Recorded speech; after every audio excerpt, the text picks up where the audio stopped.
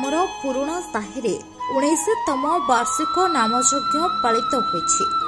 18 ତାରିଖ ଦିନ ଅଧିବାସ ପୂଜା ଆରମ୍ଭ ହୋଇଥିଲା।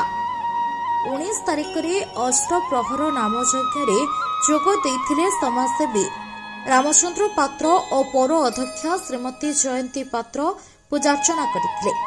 ଉକ୍ତ ନାମଯଜ୍ଞରେ 14 ନାମ ସଂକୀର୍ତ୍ତନ ମଣ୍ଡଳୀ ଯୋଗଦେଇ ସଂକୀର୍ତ୍ତନ କରିଥିଲେ।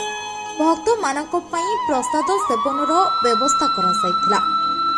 ଅଞ୍ଚଳରେ ଭକ୍ତିମୟ ପରିବେଶ ସୃଷ୍ଟି କରିବା ସହିତ ଭାଇଚାରା ବଜାୟ ରଖିବା ପାଇଁ ଏହି ଉତ୍ସବର ଆୟୋଜନ କରାଯାଇଥିଲା। ଏଥିରେ ସମସ୍ତ କର୍ମକର୍ତ୍ତା ଯୋଗଦାନ କରି କାର୍ଯ୍ୟକୁ ସଫଳ ମଣ୍ଡିତ କରିଥିଲେ।